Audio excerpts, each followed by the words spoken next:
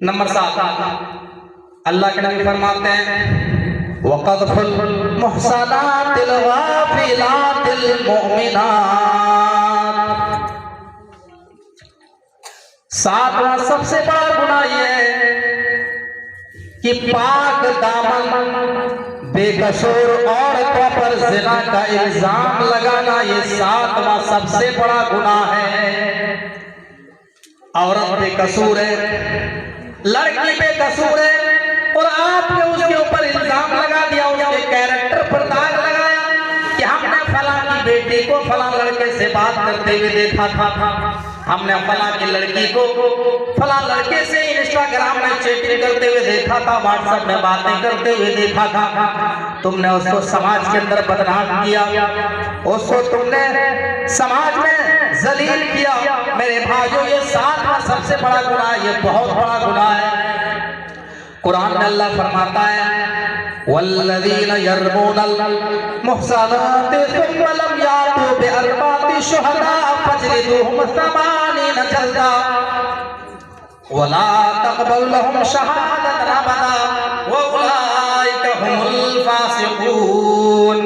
अल्लाह रब्बुल आलमीन कहता है कि जो लोग दुनिया के अंदर पाक दामन बेकसूर औरतों पर या बेकसूर लड़कियों पर ज़िना का इल्जाम लगाते हैं, बदकारी का इल्जाम लगाते हैं, सुम्मा लम यातू बिअरबाति शुहदा, और 4 गवाह नहीं ला पाते।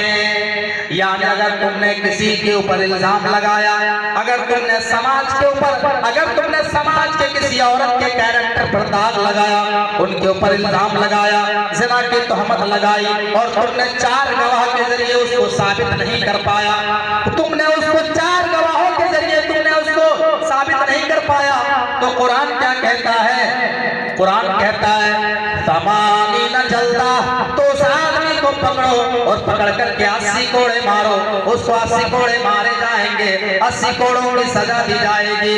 वला तक़बल लहुम शहादतन अबदा व उलाइका हुमुल फासिकून, और फिर उसकी गवाही इस्लामी अदालत में कभी भी कबूल नहीं की जाएगी। अल्लाह आज टीवी चैनलों में बैठ करके गोदी बिटिया कहती है कि इस्लाम ने तो औरतों को चार दीवारी में कैद कर दिया, इस्लाम ने तो औरत के हुकूक को दबा दिया।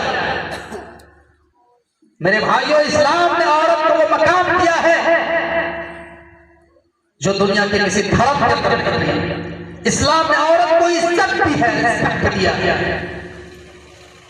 इस्लाम ये कहता है कि अगर तुमने किसी औरत के ऊपर दाग लगाया और तुम अगर 4 गवाहों के जरिए साबित नहीं कर पाए, तो इतनी बड़ी सजा है कि 80 कोड़े उसको मारे जाएंगे, 80 कोड़े, और फिर उसकी गवाही कभी भी कबूल नहीं की जाएगी, कभी उसकी गवाही इतनी इतना बड़ा जुर्म है मेरे भाई।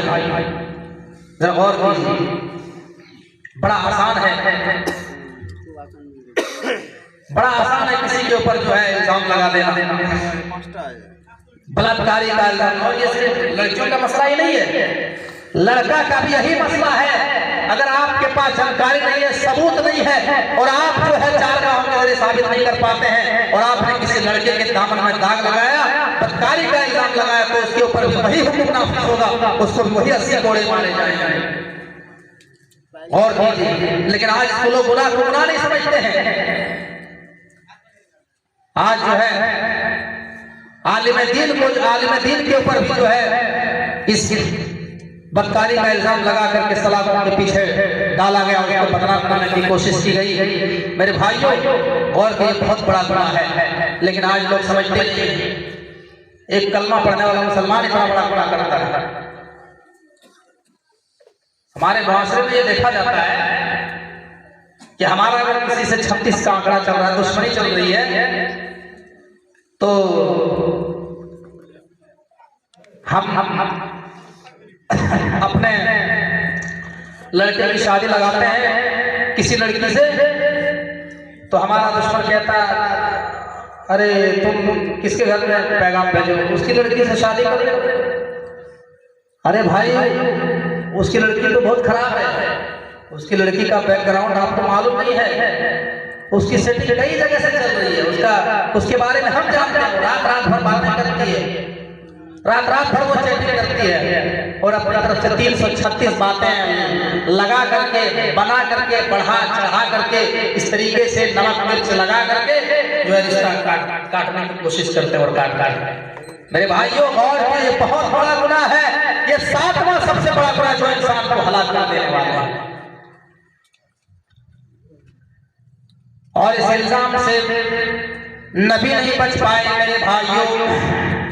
हजरत यूसुफ अलैहिस्सलाम को बदकारी के इल्जाम में 12 से 13 साल तक जेल की सलाखों में रखा गया। 12 साल तक हजरत यूसुफ अलैहिस्सलाम जेल के अंदर रहे।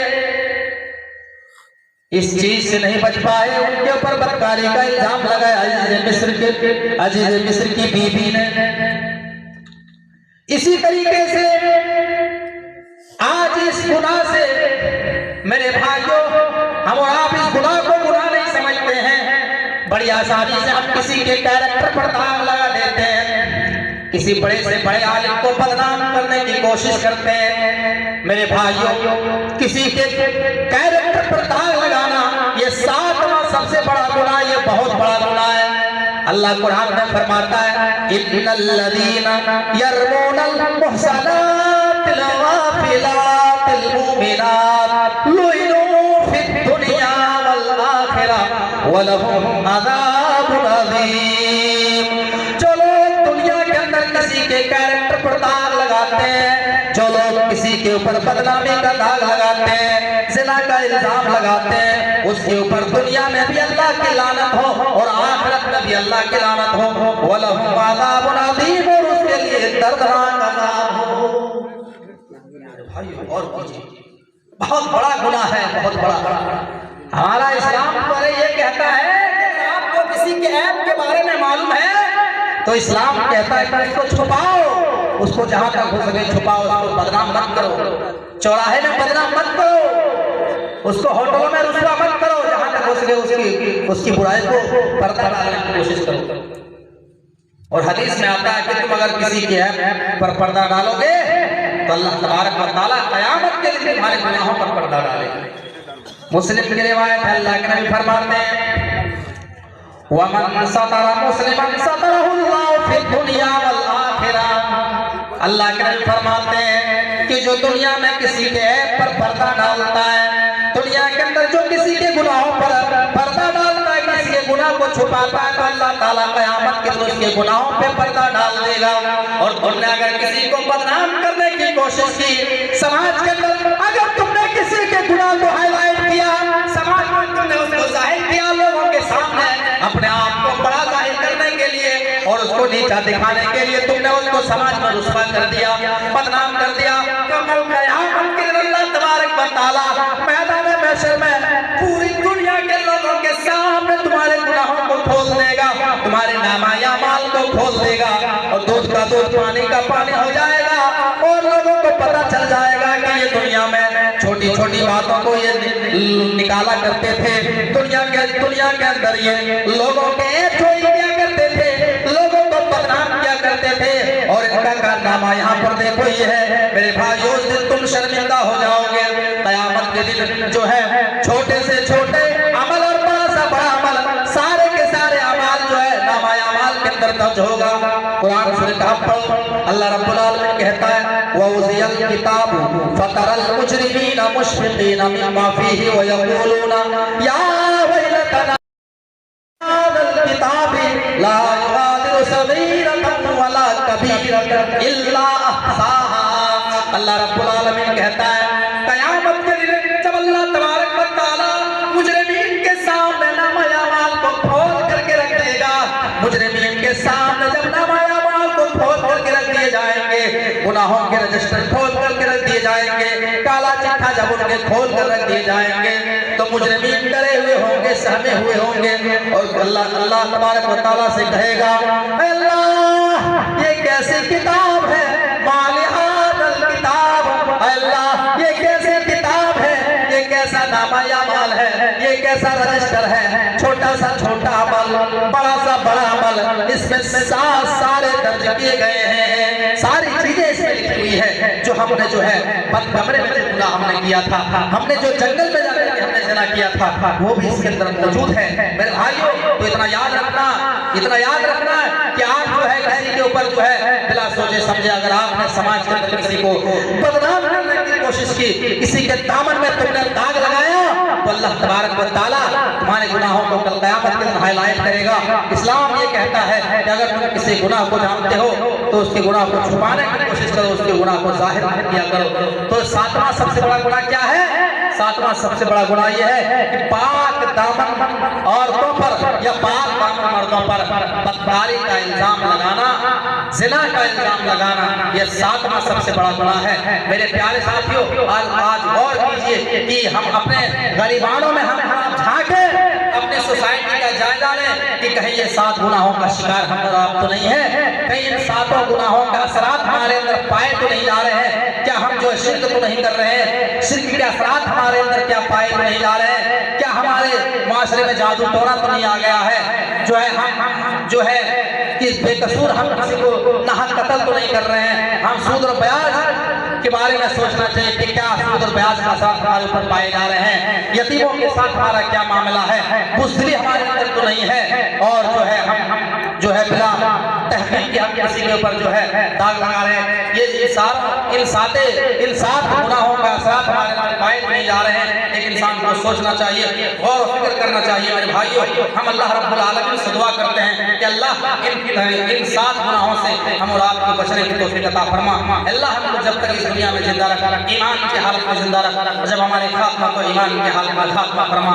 अल्लाह हमारे मुआशरे में जितने भी लोग परेशान हाल हैं, अल्लाह उनकी परेशानियों को दूर फरमा। अल्लाह जो बीमार हैं उनको शिफाए कामिला व आजिला अता फरमा। अल्लाह जो हॉस्पिटल में एडमिट हैं उनकी दवाओं में तंदुरुस्ती फूट के भर दे। अल्लाह जो समाज में परेशान हाल हैं उनकी परेशानियों को दूर फरमा। अल्लाह दुनिया के अंदर मुसलमान जहाँ जहाँ परेशान हाल हैं उनकी परेशानियों को दूर फरमा। और अल्लाह तो हमारी मस्जिदों को हिफाजत फरमा, हमारे मदारिस की हिफाजत फरमा, हमारे उलमा की हिफाजत फरमा। अल्लाह जो तालिब इल्म तालीम हासिल कर रहे हैं, अल्लाह उनकी हिफाजत फरमा। व आखिरु दावाना अनिल हम्दुलिल्लाहि रब्बिल आलमीन। अस्सलामु अलैकुम व रहमतुल्लाहि व बरकातुहू।